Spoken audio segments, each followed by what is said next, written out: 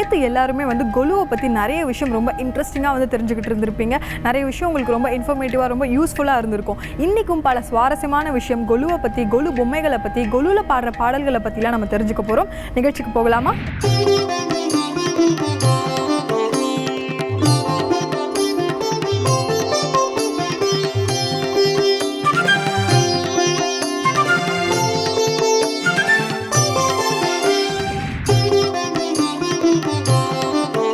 நம்ம வீட்டில் வைக்கிற கொலு பொம்மைங்க எல்லாமே ரொம்ப அழகழகாக, கலர்ஃபுல்லாக, ட்ரெண்டியாக இந்த மாதிரி பல பொம்மைகளை வந்து வாங்கி நம்ம அடிக்கிட்டே போவோம்.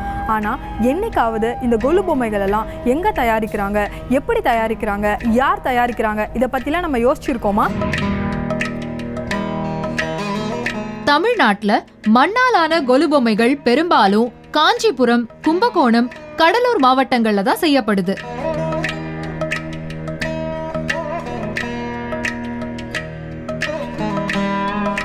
ஆண், பெண் என எல்லாரும் இந்த தொழிலை செய்யறாங்க. மண்பாண்ட தொழில் செய்கிறது எங்களுடைய தொழில். தாத்தா காலத்திலிருந்தே தொழில் செய்துட்டு வந்திருக்கோம். இது பரம்பரையாக செய்கிற தொழில். தாத்தா அப்போ பானை, அந்த மாதிரி சின்ன சின்ன அம்மி, உரல் எல்லாம் பாட்டி எல்லாம் செய்து கோவிலில் இருக்கிற கடைகளில் விற்பனை செய்தாங்க. அப்போ விற்பனைக்கு வாய்ப்புகள் ரொம்ப குறைவாக இருந்தது. இப்போ இந்த நவீன காலத்தில் நாங்கள் செய்கிற இடத்த மக்கள் தெரிஞ்சுட்டு நேராக காஞ்சிபுரம் எங்ககிட்ட நவராத்திரி கொலு பொம்மைகளை ரொம்ப சந்தோஷமாக வாங்கிட்டு போகிறாங்க.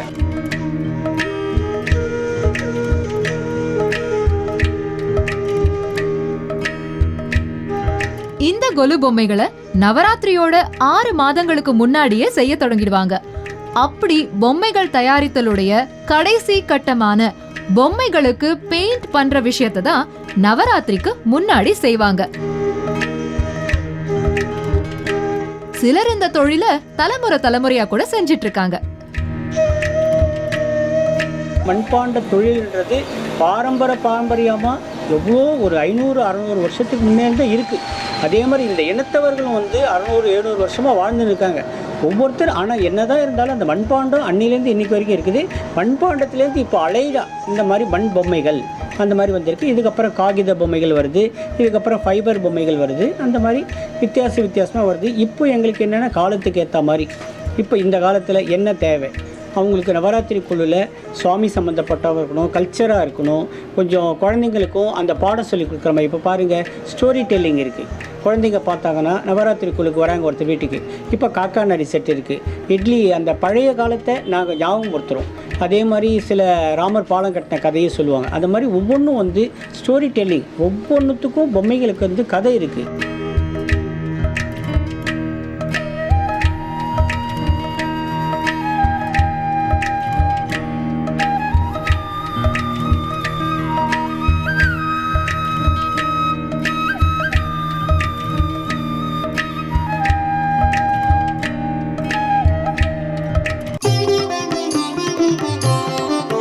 கொலுவில் பல பொம்மைகளை நம்ம ஜோடியாக வைப்போம். இந்த மாதிரி எத்தனையோ ஜோடி பொம்மைகள் இருந்தாலும் ஒரு ஜோடி மட்டும் ரொம்ப ஸ்பெஷலான ஒரு ஜோடி. அது என்ன ஜோடின்னு நீங்கள் பார்க்க வேண்டாமா? இன்னைக்கு நாம பார்க்க போறது பிள்ளையாரையும் மரப்பாச்சி பொம்மைகளையும் பத்தி தாங்க. விநாயகரை எல்லாரும் முதல் கடவுள்னு சொல்லுவோம். அதனாலதான் நாம எப்பவுமே எந்த கோவிலுக்கு போனாலும் முதல்ல விநாயகரை வணங்கிட்டு அப்புறம் மத்த சன்னதிகளுக்கு போறோம்.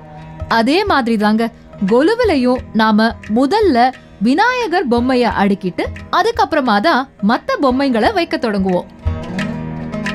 அதே மாதிரி முதல்ல உருவான பொம்மையான மரப்பாச்சி பொம்மையையும் முதல் கடவுளான விநாயகர் கூட சேர்த்து வைக்கிறோம். கண்டிப்பா இந்த மரப்பாச்சி பொம்மைகளை நாம ஆண் பெண் ஜோடி பொம்மைகளா தான் வைக்கணும். ஆதி மனிதன் தன் குழந்தைகளுக்காக மரப்பாச்சி பண்ணி கொடுத்தான். அதனால இந்த நவராத்திரிக்கு ஃபஸ்ட்டு கலசம் வைக்கிறாங்க, அதுக்கப்புறம் மரப்பாச்சி பொம்மை வைக்கிறாங்க, அதுக்கப்புறம் தான் இந்த காணப்பட்ட மற்ற பொம்மைகளை எல்லாம் வைக்கிறாங்க. நாம எப்படி காலத்துக்கு ஏத்தா மாதிரி ட்ரெண்டியா மாறி இருக்கோமோ அந்த மாதிரியே இந்த மரப்பாச்சி பொம்மைகளுக்கும் நல்ல ட்ரெண்டியா ட்ரெஸ் பண்ணி அதுக்கு ஏத்த மாதிரி ஆக்சசரிஸ் எல்லாம் போட்டு அழகா கொலுல வைக்கிறாங்க.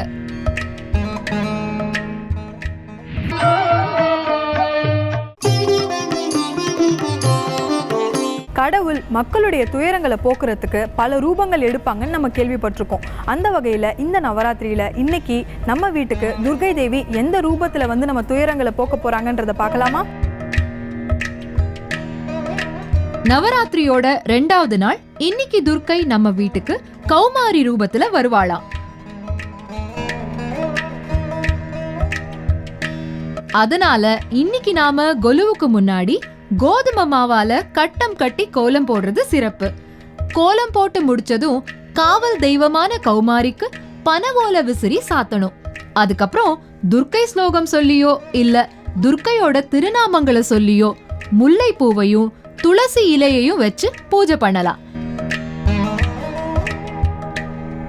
இந்த பூஜையில நாம கௌமாரி அம்மனுக்கு விருப்பமான நாட்டு சர்க்கரைய நெய்வேத்தியமா படைக்கலாம். இப்படி 2வது நாள் நாம கௌமாரிய வழிபட்டா நம்ம வீட்ல தன தானிய வளம் பெருகும்.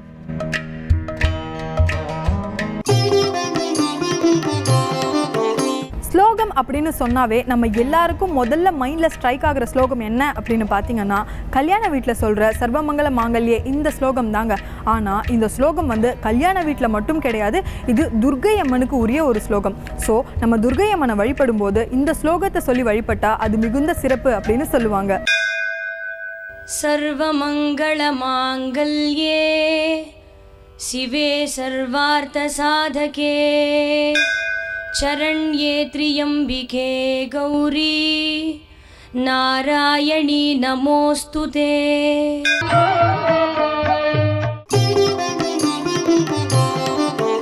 கொலுங்கிறது வீட்டில் மட்டும் இல்லைங்க, கோயில்லையும் ரொம்ப அழகாக கோலாகலமாக வைப்பாங்க. அந்த மாதிரியான அழகான கோலாகலமான கோவில் கொலு இதோ உங்களுக்காக.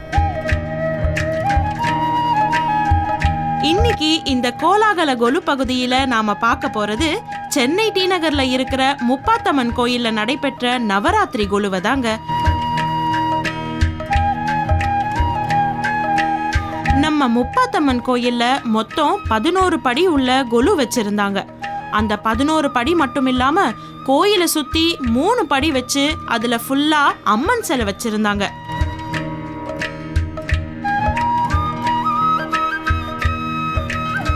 அது மட்டும் இல்லாம இந்த படிகளோட சேர்த்து பார்க்கும் வச்சிருந்தாங்க. பார்க்னா வெறும் பார்க் இல்லைங்க, கிட்டத்தட்ட சென்னையோட மேப்னே சொல்லலாம். இந்த பார்க்ல நம்ம சென்னையோட நேப்பியர் பிரிட்ஜ், முக்கியமான இடங்களுக்கான கிலோமீட்டர் போர்டு, வண்டலூர், மெரினான்னு நம்ம சென்னையையே சுத்தி காட்டியிருந்தாங்க.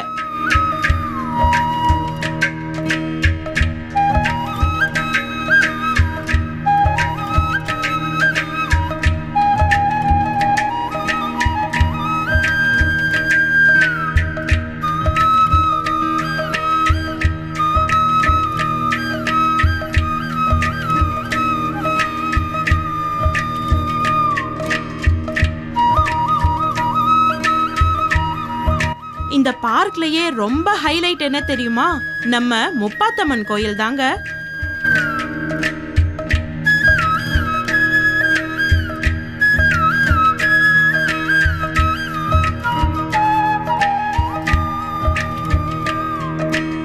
முப்பாத்தம்மன் கோயிலை அப்படியே இந்த பார்க் செட்டப்ல ரொம்ப அழகா செஞ்சிருந்தாங்க.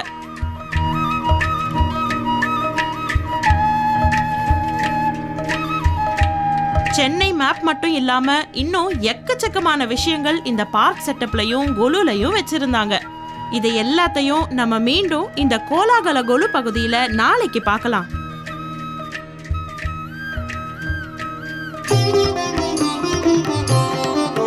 இவ்வளவு நேரம் நம்ம கண்ணுக்கு குளிர்ச்சியாக கொலுகளை பார்த்தோம், கொலு பொம்மைகளை பார்த்தோம், அந்த கொலு பொம்மைகளுக்கு பின்னாடி இருந்த கதையெல்லாம் கேட்டோம், ஸ்லோகம்லாம் கூட கேட்டோம். ஒரு பாட்டு கேட்கலன்னா எப்படி? இப்போ ஒரு சூப்பரான கொலு பாட்டு கேட்கலாமா? சமயபுரத்தேரும் ஒன்று நகருதம்மா ஸ்ரீரங்கதேசம் நோக்கி போகுதம்மா. சமயபுரத்தேரும் ஒன்று நகருதம்மா ஸ்ரீரங்கதேசம் நோக்கி போகுதம்மா.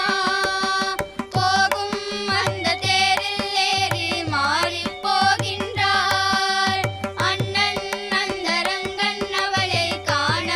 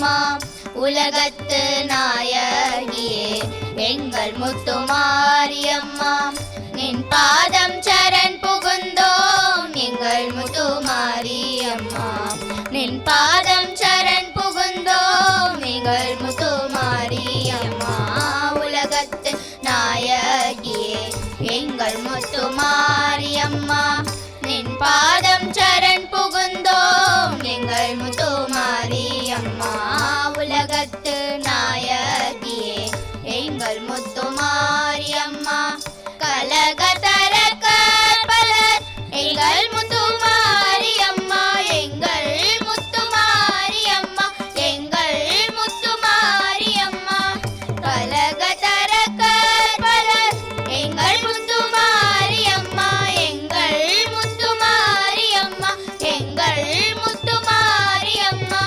கருத்தினிலே புகுந்து விட்டாய் எங்கள் முத்து மாரியம்மா கருத்தினிலே புகுந்து விட்டாய் எங்கள் முத்து மாரியம்மா உலகத்து நாயகியே எங்கள் முத்து மாரியம்மா நின் பாதம் சரண் புகுந்தோம் எங்கள் முத்து மாரியம்மா உலகத்து நாயகியே எங்கள் முத்து மாரியம்மா பல கட்டும் பலர் கெட்டும் எங்கள் முத்து மாரியம்மா எங்கள் முத்து மாரியம்மா எங்கள் முத்து மாரியம்மா பல கட்டும் பலர் கெட்டும் எங்கள் முத்து மாரியம்மா எங்கள் முத்து மாரியம்மா எங்கள் முத்து மாரியம்மா பயனொன்றும் இல்லையடி எங்கள் முத்து மாரியம்மா பயனொன்றும் இல்லையடி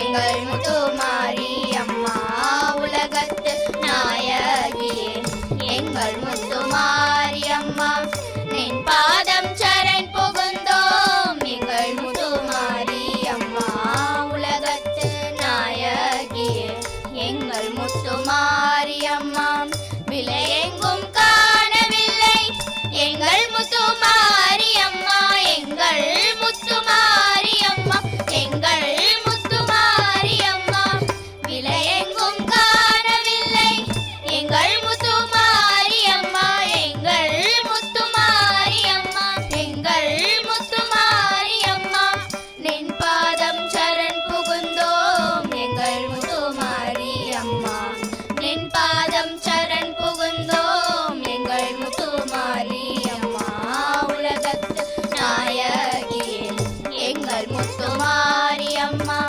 நின் பாதம் சரண் புகுந்தோம் எங்கள் முத்து மாரியம்மா உலகத்து நாயகியே எங்கள் முத்து மாரியம்மா எங்கள் முத்து மாரியம்மா எங்கள் முத்து மாரியம்மா